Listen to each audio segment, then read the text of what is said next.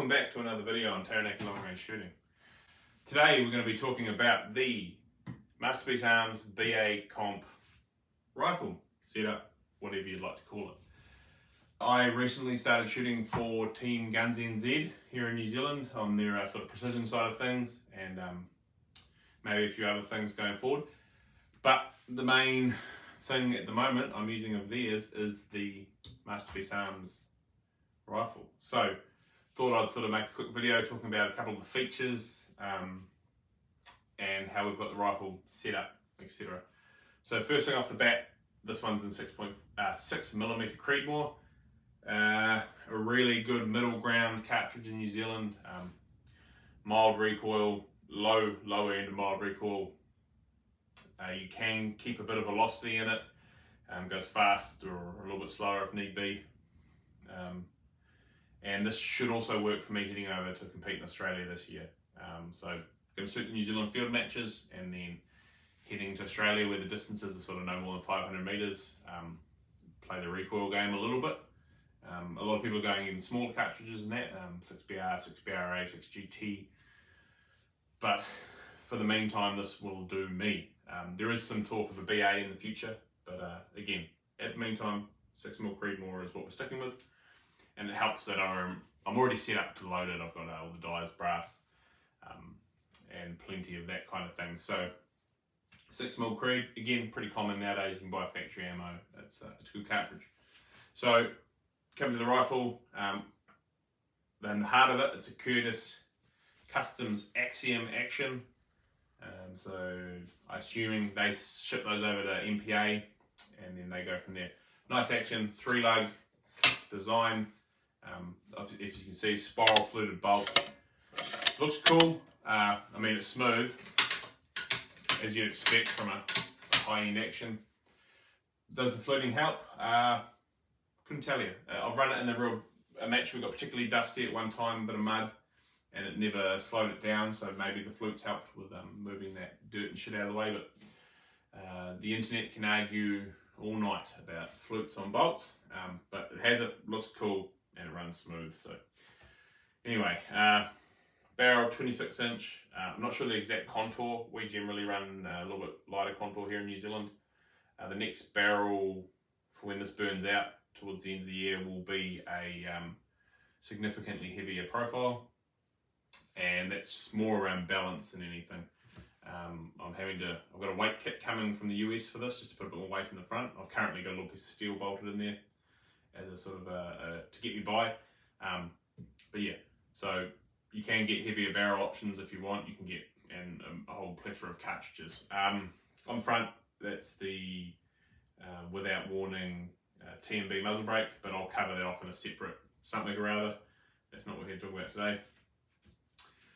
So the BA chassis from MasterPiece Arms, this is their older chassis, a couple of years old now. They've got the newer one out, which I'll probably be getting next year.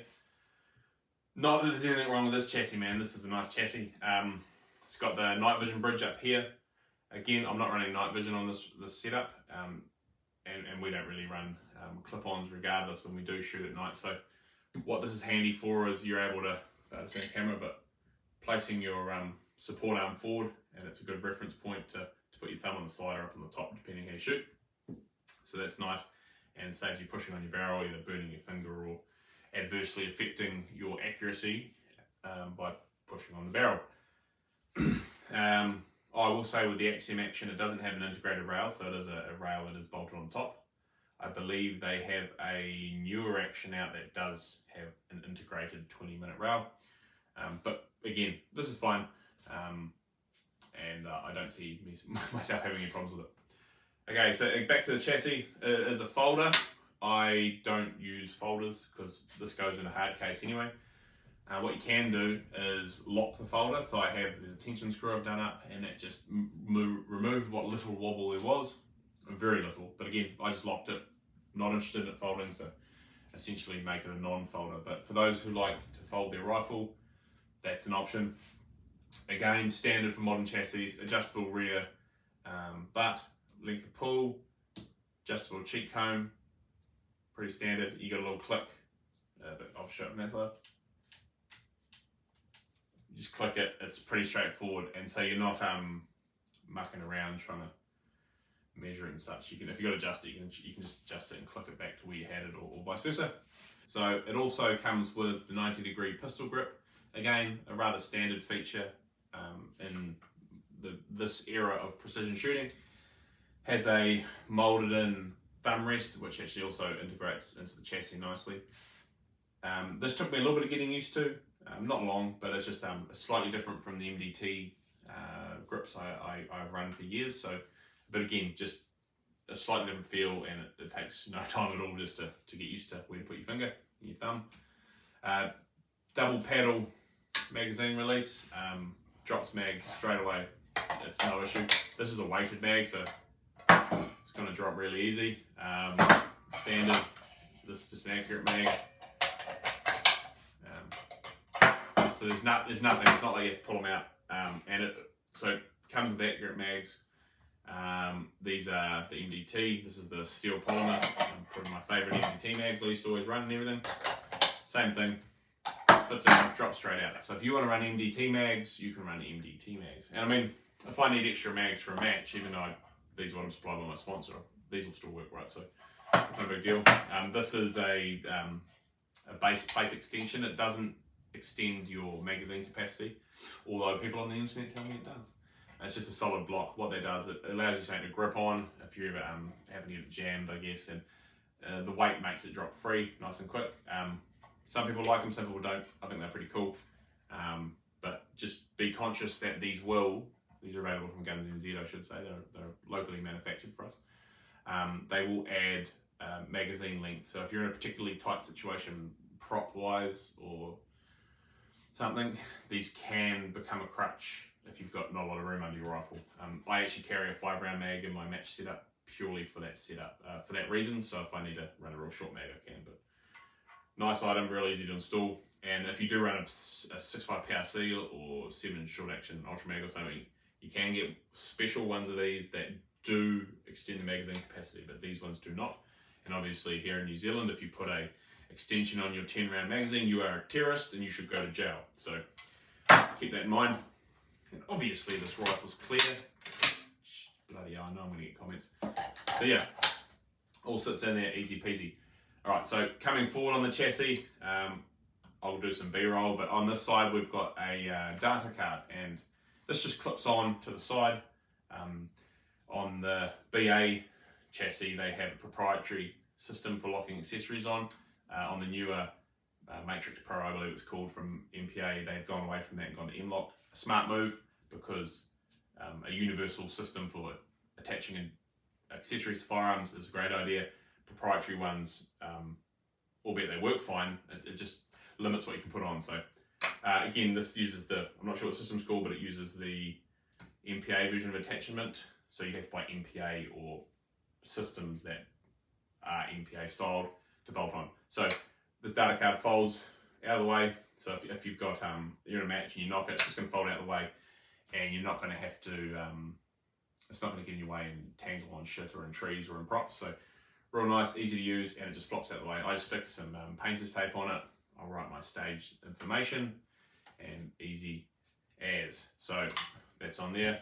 Coming forward, there's plenty of room under here for a weights kit, and there's also a weight kit that goes in the back. Again, they're coming from the US, so I'll have them eventually. On the front here, we've got the spigot. So this slides forward in the chassis, and it allows you to push your bipod out a bit further, or tripod if you really wanted to. And this is actually a combination of pick attachment on the top and then arca on the bottom. So if I, for some reason, only had an arca, I could run an arca spec, and if I had to borrow a bipod off a friend, I forgot mine, or you just run a pick rail bipod, then you can, with 2 screws, turn this spigot over and run Picatinny. Again, Picatinny is slowly phasing out, and everything's going to arca rail due to its versatility, but still an option, and you can run pick. Full length arca rail, pretty standard. One thing I will say is these anodized models, or the one I have anyway, the anodizing does take a bit of a hiding in the respect that it chips and scratches. You'll see that for some of the close-up B-roll. It was all new when I got it, I ran it through a couple of comps and a bunch of practice sessions now, and it's scratching. Again, it's a race gun that's going to get scratched. But some people like their firearms to stay pristine and safe queens, or think they might hand them on their kids one day, so it will get scratched. A Cerakote, I think they might have some Cerakoted options. I may be speaking out of turn. They will serve you a bit better with the Cerakote rather than this anodizing or whatever it is. What else can I say about it? So up here, obviously this is a Leupold Mark V HD. Again, new for me this year. Pretty nice scope, a simple, stupidly easy zero stop. Like everyone should be building a zero stop like that. Tapped windage, which is an option I like, not for everyone. The one thing I'll say about these Leupold Mark Vs is the parallax does not come down low enough. So which is fine for my centerfire, but when it comes to rimfire, I wouldn't be running one of these in my rimfire gun, purely because we shoot steel as close as 10 meters. So other than that's the only complaint on the scope. I'm running the PR2 reticle, which is, they've taken a mil reticle and divided it like MOA, so it's 0.25 hashes, like it's just Americans being Americans, but it does work well. So you just a slightly bolder correction each time, and then if you want to get that half, that 0.05 mil increment hold difference, you're just going to have to hold on either side of the line. Again, pretty straightforward. Coming over to the mount, this is the MPA MasterPiece Arms Uni mount, BA mount, sorry. I think it's got 20 minutes of angle on it. Yes, it does. I can see it written there. So obviously when you install these, you want to install them the right way. Otherwise you're going to cancel out your rail. So all up, I've got 40 MOA here. Again, just, do I need 20 minutes on the mount as well? No, but it's there. So, I mean, this will shoot to a mile pretty easy with the current setup without having to do any holdover. You've also got a level in the chassis back here. I don't use that. I've got a level that's just sitting on my bench over there. That's going to go up on the scope here. It's just something I need to work on, removing a bit of cant now and then. But pretty easy to use. Mount's really high quality. Big chunky screws attaching it to your receiver. No complaints. Again, one thing to think of with the Mark V is that it's a 35mm tube rather than a 34, which is just flat out annoying, to be honest. So when getting these scopes, you have to make sure you buy a specific mount that it will work with it. So yeah, obviously Guns NZ just supplied me with the correct mount. Going forward, I might do something on this in the future. We've got the Accutac HD50. I went with, obviously I had a plethora of options. I went with the biggest, chunkiest bipod I could get. I very rarely use this on props, so this is I really only use it in prone. I'm not going to say always, but the large majority of times, prone. So these don't have the 45, they're 90 degrees only, and there's no pan. You can tilt them. You've got your standard sort of little pod lock like you used to have on Harris's, when people used Harris's. You just lock that up as you see fit, for when you're setting up your rifle. For shooting prone, these big chunky boys are just in a league of their own. I've run all sorts of bipods. Shooting prone, this is the way. But, I mean, obviously there's F-class sleds and all that silly stuff, but for field shooting and precision rifle shooting and stuff like that, where you can move around, that's nice and easy to use. Obviously it's got, you pull those out, big bloody spikes on them poking into my bench. So you got plenty of height there, and obviously I've got a large bag at the back, and then just to retract them, just push the button. Try not to stab my bench too much, my wife will tell me off. And you're good to go. I will say that when you run it on the spigot, you're likely to induce a small amount of flex or hop, so be conscious of that. It's going to be more stable if you mount your bipod back on the arca underneath the chassis. But again, I'm still hitting my targets, I'm not too worried.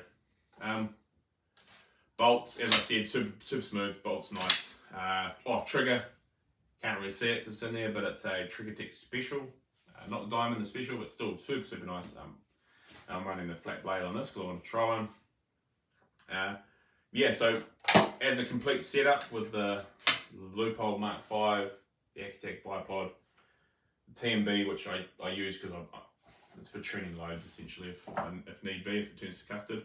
On the back here, It's got a bag rider. It's a plastic model. It's quite a hard plastic. I'm assuming they print these or they mold them themselves. Again, that may be getting swapped out to a steel replacement. I'm not sure yet. But good, works well. Bit of a butt hook, plenty for your bag to sit on when you're shooting prone or something along those lines. Yeah, I think that about wraps up my thoughts on it. Accuracy with the MPA barrel, during low development, everything shot well. And so we just sort of cherry picked out the most accurate, and to the point I haven't even turned the tuner. Like, it shoots pretty lights out. And just shooting the 108 LDM, as most people know, my opinion, it's the best 6mm projectile for New Zealand, but people can argue as much as they like if they disagree. That's about it. I've got a little bit of Velcro here. I put a 2-round match saver tactical match saver there. You know, so if you 12 round stage, instead of changing mag, I'll just throw the rounds out of here into there, and then I can keep my face on the rifle if need be, and not have to fit all the magazines. Yeah, I think that about wraps it up. So thanks to Guns NZ for supporting me and supplying me with this sort of really high-end equipment to help me be competitive and make me able to afford to go overseas and stuff. It's a massive help. They've been great to deal with. Yeah, so I've won major competition with this that I run it in. I won practical with RTG Long Range Challenge. Gunshot gate, great, no issues. So again, I mean, most guns shoot pretty good now, but this thing's a bit of a weapon, man. Nice trigger, nice bolt, accurate, consistent. Man, what more do you want? So thanks for watching, and hopefully I'll put out another video within the next month. Yeah, anyway, I'll see you all later.